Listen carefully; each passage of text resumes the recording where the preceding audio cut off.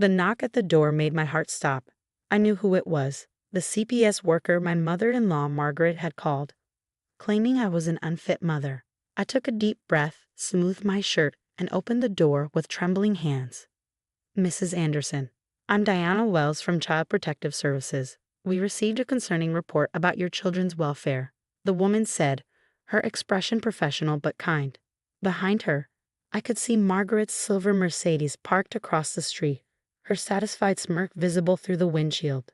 "My name is Emma Anderson, and at 32, I never imagined I'd be facing a CPS investigation orchestrated by my own mother-in-law. I had 3 children, twins Jack and Sophia, age 4, and baby Lily, just 8 months old. After Lily's birth, I'd struggled with postpartum depression, something I'd been open about with my family while seeking treatment. But Margaret had seen my vulnerability as an opportunity. She'd never approved of me, constantly comparing me to my husband James's first wife who'd passed away before we met. Now she was using my mental health struggles to try and take my children away. "Please come in," I said, stepping aside. The house wasn't perfect. There were toys in the living room and dishes in the sink, but it was clean, safe, and filled with love. The twins were napping upstairs, and Lily was contentedly playing in her playpen. "Mrs. Anderson, we received reports of severe neglect," Diana said, taking out her notebook. "The complainant states you leave your children alone for hours, don't feed them regularly," and she paused, checking her notes, "have violent outbursts in front of them." I felt my chest tighten, but I refused to let Margaret's lies break me. "I understand your concerns," I said calmly. "I'd like to show you something." I retrieved a thick folder from my office. Inside were documented records of every aspect of our family life since Lily's birth. My therapy appointments, the children's medical checkups, their preschool reports, even photographs of our daily activities. I'd started keeping these records the day Margaret first threatened to expose me as an unfit mother. "I have postpartum depression," I explained, meeting Diana's eyes. "I've been in treatment for 6 months. My therapist, Dr. Stevens, can verify everything.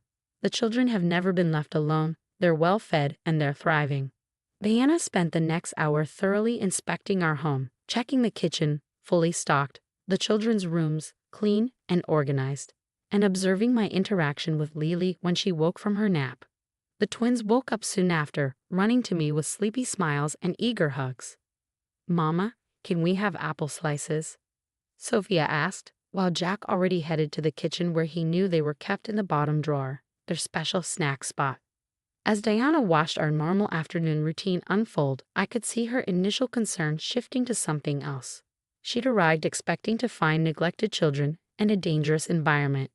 Instead, she found a loving home with established routines and happy kids.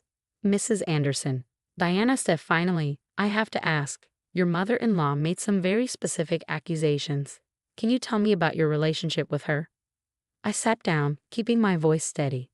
"Margaret has never accepted me. She believes no one can replace her son's first wife.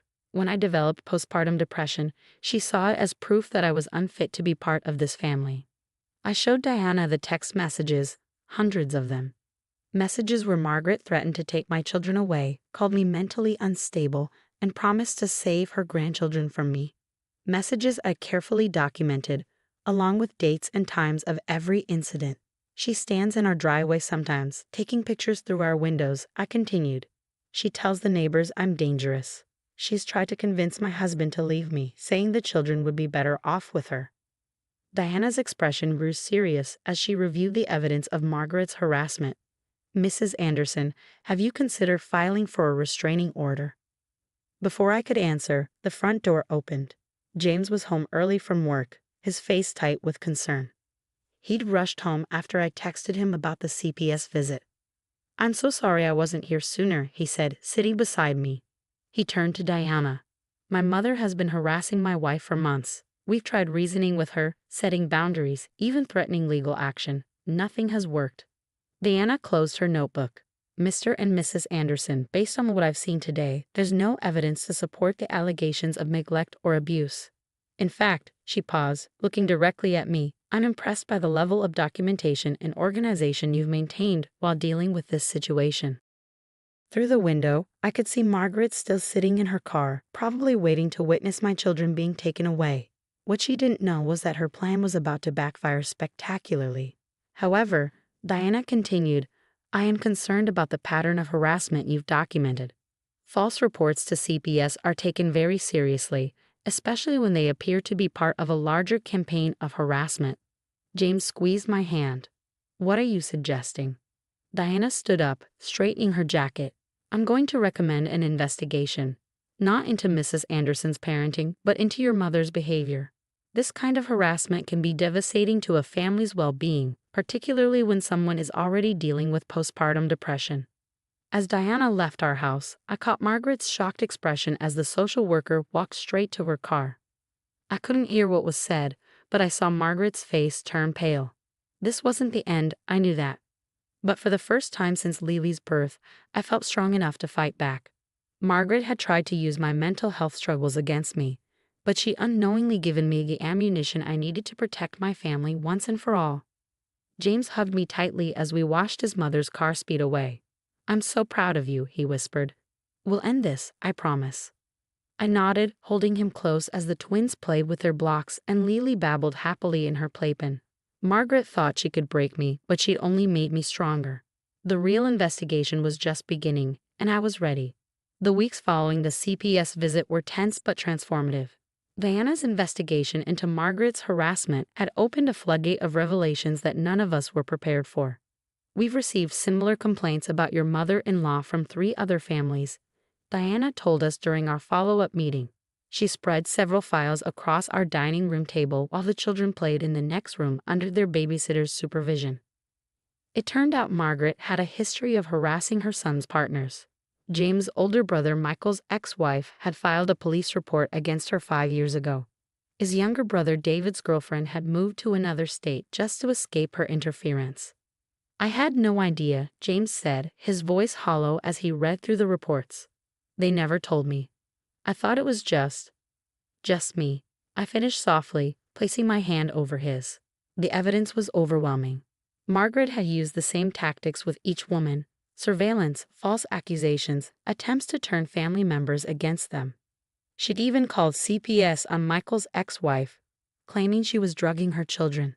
The investigation had proven the allegations false, but the damage to their family had been done. One afternoon, while sorting through old family photos James had brought from his father's house, I found something that made everything click into place. It was a worn envelope containing letters from James's late wife, Anna. James, I called, my hands shaking. I think you need to see this. The letters detailed Anna's own struggles with Margaret's interference. She'd written to her parents about Margaret's constant criticism, her surprise visits, her attempts to control every aspect of their lives. The last letter was dated just 2 weeks before her fatal car accident. I can't take her surveillance anymore, Anna had written. She follows me everywhere, takes pictures, tells everyone I'm unstable.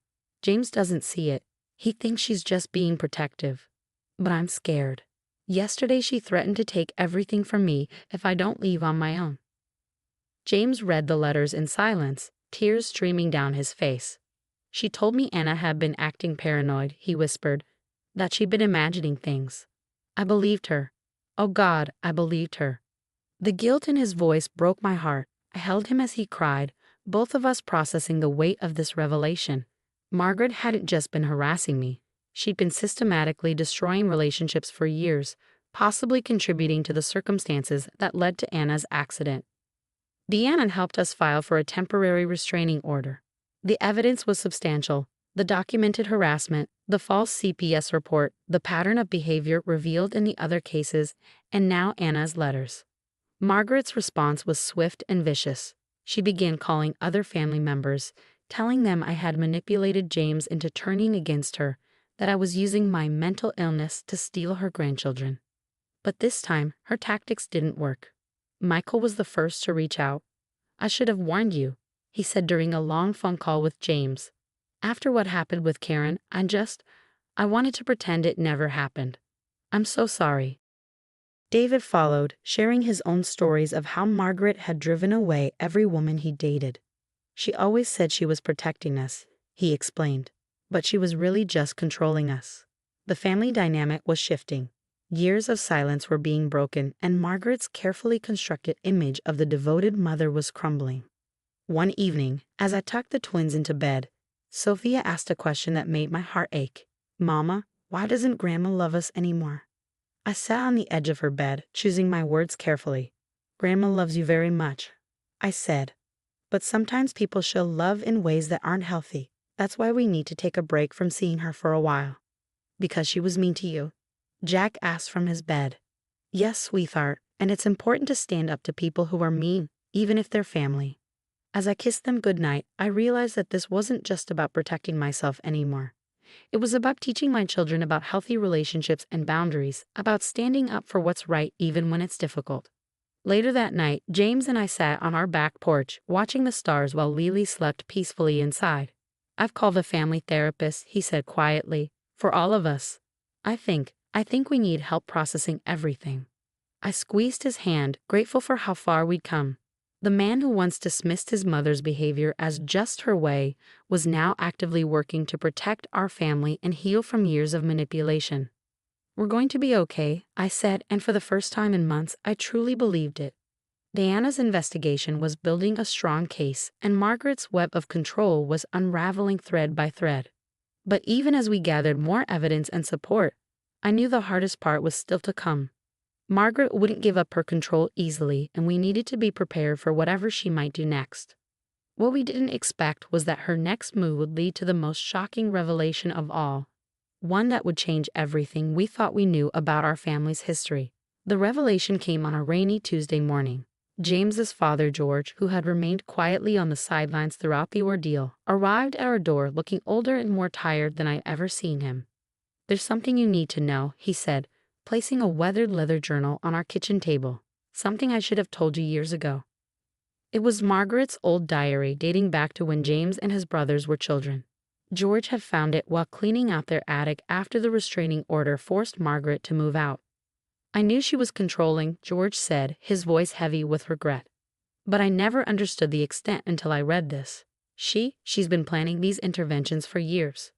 The diary detailed Margaret's systematic approach to controlling her sons' lives. She had actual lists of techniques to use: emotional manipulation, gaslighting, false accusations. She documented every victory when she successfully drove someone away from her children. But the most chilling entry was about Anna's death. "The accident wasn't an accident," George said quietly. According to her diary, Margaret had been tampering with Anna's car, loosening parts, hoping to scare her into leaving. She never meant for the brake line to fail completely. James stumbled back, gripping the counter for support. I felt the room spin as the implications sank in. Margaret hadn't just harassed Anna. She had inadvertently caused her death. Within hours, Diana and the police were at our house. The diary became crucial evidence not just for our case, but for a potential criminal investigation. Margaret was arrested that evening. The news coverage was immediate and overwhelming. "Controlling mother-in-law's harassment leads to criminal charges," read the headlines. Years of manipulative behavior had finally caught up with her. In the midst of the chaos, something unexpected happened. Our community rallied around us. Neighbors who had believed Margaret's lies about me came forward with apologies. Parents from the twins' preschool organized meal trains and playdates to give us time to deal with the legal proceedings. The most profound change was in James. The weight of guilt over not believing Anna, not protecting me sooner, could have crushed him. Instead, it transformed him. "I'm going to make this right," he promised, holding me close one night. Not just for us, but for Anna, for Michael's ex-wife, for everyone she hurt. He organized a support group for families affected by parental manipulation and control. The stories that emerged showed just how many people had suffered in silence, thinking they were alone. My postpartum depression, which Margaret had tried to use against me, became a source of strength. I started speaking at support groups, sharing how documenting everything had ultimately protected our family. The twins, resilient as children often are, adapted to the changes with remarkable grace. "Mommy's helping other families," they'd tell people proudly. Lily grew into a happy, secure toddler, untouched by the darkness that had threatened our family. Margaret's trial was brief but impactful. She pleaded guilty to multiple charges of harassment and involuntary manslaughter. The judge's sentence, 15 years, reflected the severity of her actions and their tragic consequences. As I sat in the courtroom, watching Margaret being led away, I felt no satisfaction, only relief. The woman who had tried to destroy our family had lost everything in her attempt to control it. 1 year later, we gathered for a different kind of family meeting. James and his brothers, their partners, and all the children came together to heal and rebuild. It was messy and emotional, but it was real. No manipulation, no control, just honest love and acceptance. Looking around at our extended family, I realized that Margaret's actions, while intended to tear us apart, had ultimately brought us closer together. We had all learned valuable lessons about standing up for ourselves, supporting each other, and recognizing toxic behavior before it could take root. George, who now spent every Sunday with his grandchildren, making up for lost time, summed it up best. Sometimes the hardest battles lead to the most important victories. As I watched my children play with their cousins, secure in the knowledge that they were safe and loved, I knew he was right. Margaret had tried to break me, claiming I was an unfit mother. Instead, she had helped me become stronger, not just for myself, but for every mother facing similar battles. The CPS investigation she initiated hadn't just cleared my name. It had exposed a truth that needed to be revealed, setting us all free in the process.